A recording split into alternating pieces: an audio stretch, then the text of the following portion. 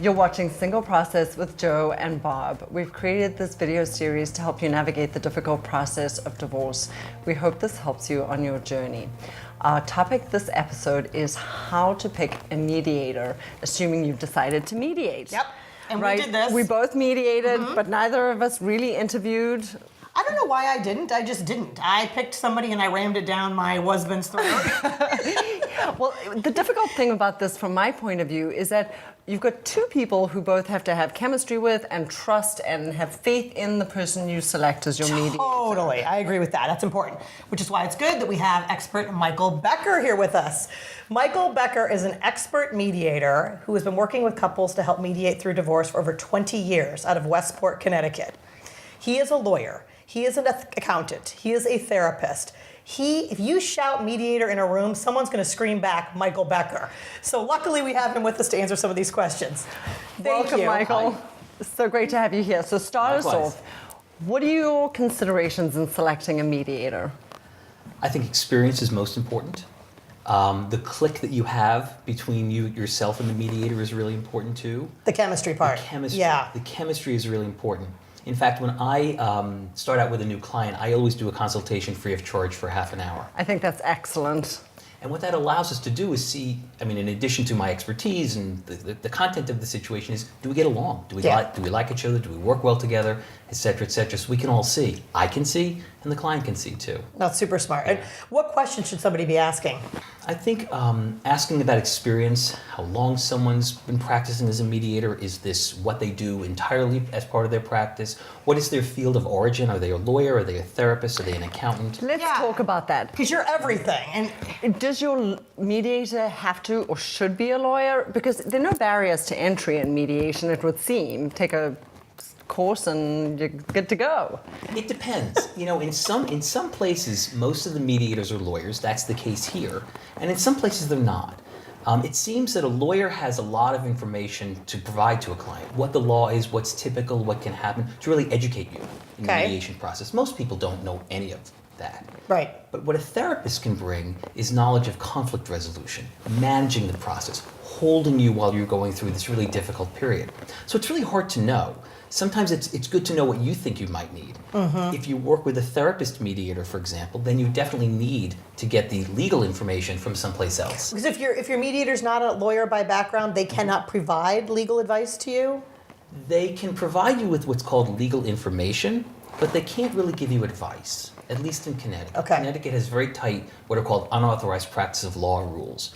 And so a non-lawyer mediator has to be very careful about giving advice, because if they do that, they can find themselves in trouble. Okay. So most non-lawyer mediators don't, and most non-lawyer mediators would then send you to an outside lawyer to get that information. So it seems there's a narrow range of outcomes. It's not like the asset split's going to be 80-20, it's going to be in the 50-50. I would imagine that if you pick somebody who has a wide range of experience, they're going to be able to really advise you in that regard. Exactly.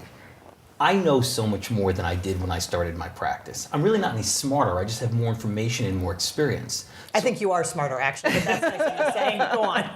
Well, I tell my folks when I work with them, I'm no smarter than them. I just have some information in my little brain that might be helpful to them. And so I can give them a sense of what the outcomes are. So for example, in some parts of the case, we have a lot of flexibility as to what we can do. And in other parts of the case, we don't, because the law dictates things. Yeah. And so I can help people understand what that information is, which most people really don't know.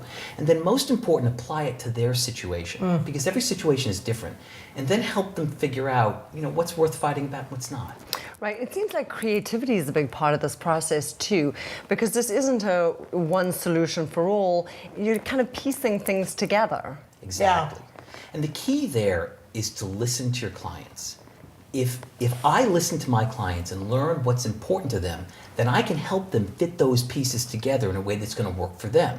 That might not work for somebody else, but would work for them based upon what they're interested in, based upon what their needs are, based upon what's most important to them. Okay. And so you can take all these pieces and fit them together in lots of different ways. And a court will approve most of them, so long as they're reasonable. But the key is to figure out how to do it for this family in a way that's going to work best for them.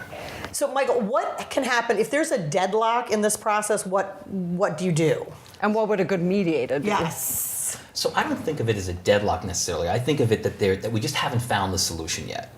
So what I do in that situation is take a couple of steps back. So Churchill once famously said, where you stand depends upon where you sit. So what's underneath the deadlock? I'll give you an example, something that just happened recently. One client wanted to sell the house, the other client wanted to stay in the house. Well, so now we have a binary problem here. One wants to sell, one doesn't want to, and we're stuck. We can't get anywhere. But then I went underneath with them. I asked her why she wanted to stay in the house. So she wanted to stay in the house because she had her support system. She wanted to stay in the house because she wanted to create stability for the children. She wanted to stay in the house because she knew she could afford to stay in that house post-divorce. That's a brilliant question. That therapy side of you is invaluable in this, I have to think. Thank you. Right? Thank you, yes. Yeah. And I asked him the same question, and he wanted to sell the house because he needed money because he was looking to buy a new place. So now we have a different conversation. Now we're not talking about sell the house or not sell the house. We're talking about how can we find him the cash to put a down payment on a place, and how can we provide her and the kids with the stability that they're looking It's creative, for. like you said. It's creative and getting to the underlying issues. Right. Exactly. So what I'm getting from talking to Michael is that you sound so calm and steady. And it seems to me that that would be the mark of a good mediator. I think that's the good mark of a good mediator. One of the good marks. I think that a mediator needs to be someone who's calm in the room, someone who can guide through the storm and not be rattled at all. Yeah. Because everything that's going on in your clients' lives right now is upside down.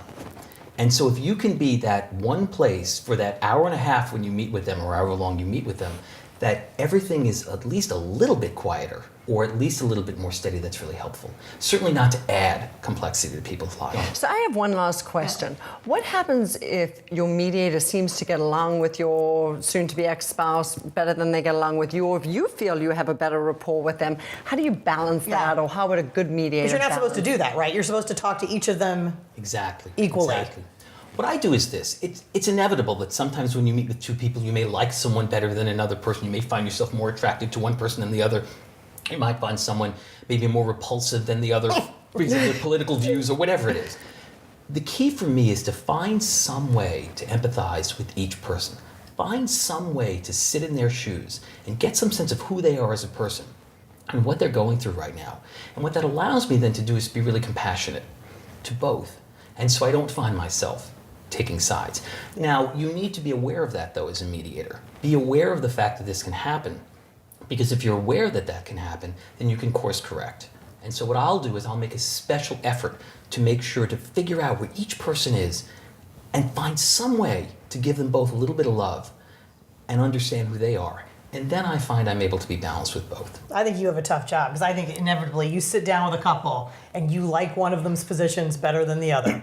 So that It sounds like Michael finds the balance, and I think you should be looking for that in the interview, somebody who is going to invest in both of you. Yep. Right? How to find a good mediator? Call Michael Becker. All right.